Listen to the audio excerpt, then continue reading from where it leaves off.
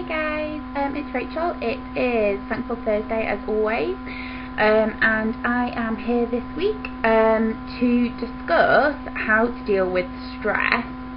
We figured that it was like a really good time to kind of be looking at this topic, not just people with eating disorders, but all sorts of issues, and like even normal people who struggle with dealing with stress, as it's kind of like exam period. I know a lot of people are revising, they have assignments to do, and it's kind of all culminating in the end of the sort of academic year really.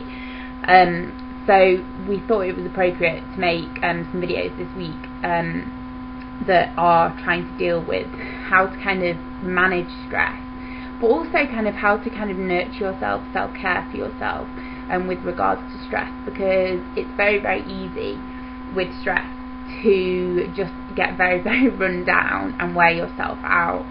And quite often in the busyness of dealing with exams and assignments or work commitments or what have you, you lose yourself a little bit. So the video is kind of going to, the initial sort of inspiration for it was people sort of dealing with exams and in education, but it can also relate to work stress, and which is an ongoing thing.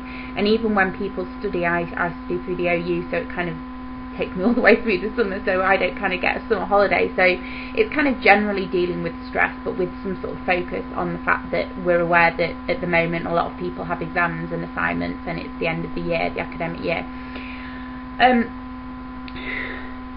First of all, I want to kind of say that stress is something that I've had to not only learn to recognise but manage.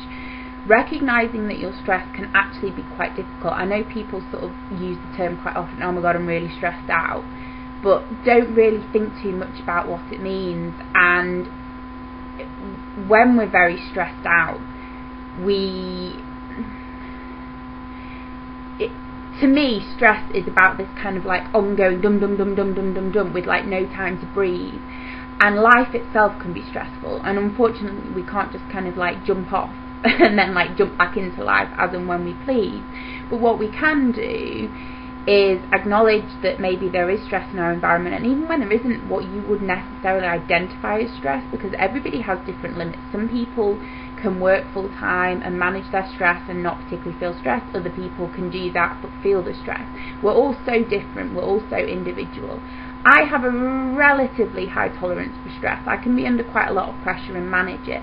But what's been important to me with my recovery is to recognise when I'm doing too much. And it is really hard, because I think that there's a definite mindset within people with eating disorders that nothing's ever good enough, that perfectionist kind of voice. And it's very easy to judge ourselves and say, well, why am I so stressed out when this is all I'm doing, when this person is doing something else? And what I want to say to you is that it's just a futile exercise. It's actually not going to get you anywhere by comparing yourself. I do it. I'm guilty of doing that quite a lot, actually. But, what I've come to realise is that if I can't hack what somebody else can hack, then what can I do? I just have to try and manage what I do. So what I do try to do is engage myself in, studying and working and what have you, and the things that give me pleasure. But I also, if I'm doing something, we're not always going to enjoy work. We're not always going to enjoy what we're studying, or something that we're doing that is demanding a lot of our time and attention. And if we're not enjoying it a lot, it's even more important to find some things for yourself that you do enjoy. But equally, if you're doing something that engages you massively and you love it, it was like my university, my first undergraduate degree, like I loved it. But I had to also be careful, because I have a tendency to go quite manic and kind of just do everything, because it was like, you can see my eyes lighting up, can't you? It was just an amazing experience. And back then I didn't really know limits in the same way I do now. I mean, I graduated in 2008, and it was like a 3-year course. So at that point, after my first year, I wasn't aware of my limits. And what's happened is, as I've recovered and gone back into education, gone back into work, I've had to learn my limits, and it's taken me a really, really long time to do it. And it isn't something that just happens overnight. And I know that there's a lot of people who take time out of education or take time out of work because of illness, because of eating disorders or other mental health problems. My advice, and it's sort of advice I try to give myself, is you just have to gradually build yourself up. There is no point in just leaping back in there and doing something and then crashing, and that's something I've done time and time again, and it's taken me a really long time to learn that I need to take it one step at a time, because ultimately I fall flat on my face. And what I've done this year, and what's been very different for me, is that I have tried to take it slower. And with putting less pressure on myself, my grades at university haven't been as good as they could have been, or as they were last year. But what's important is that I've taken more time out for myself. My life doesn't revolve around my studying or my work. I have to find myself time for me. And that's something most people find very, very difficult, because when you're used to being quite hectic, you can kind of feel quite restless and get kind of itchy feet and almost feel guilty for resting. And I think that it's really important that if that is kind of the mindset that you're in, that you challenge that a little bit, because we're all entitled to relax. We're all entitled to take the afternoon out and go shopping with a friend and have coffee or whatever, without kind of feeling like I should be studying. And for me personally, I have to really manage my stress. I do, because I either go up here and down here. So I have to be really careful and sort of gauge when I'm doing too much. And I actually do listen to the people around me as well. And I will, like, people who know me incredibly well will kind of say, you know, Rach, you are doing a lot, so just kind of keep it in check. And at one time I'd have been like, oh, whatever. But now I do listen to it, and I kind of think, well, actually, yeah, I have done a lot, so I need to limit myself with that. And that's something that has taken a lot of practice and a lot of determination, a lot of patience, which might seem like an odd word to throw in there, and a lot of kind of like a lot of I'm trying to think of the word, kind of determination, but focus really, and not let myself get carried away with something or run away with something, which is like, it's really easy, and you will notice from my videos, for me to go off on a tangent and to try and bring myself back to the middle and say, right, this is where I am. And this is somewhere where you might want to go and look up some mindfulness skills which come with DBT, and you can have your opinions on DBT and what have you, but what are some of the key elements of it are to do with mindfulness. And mindfulness to some people can be a bit of a they don't really like the word, because it's kind of like, oh, be mindful.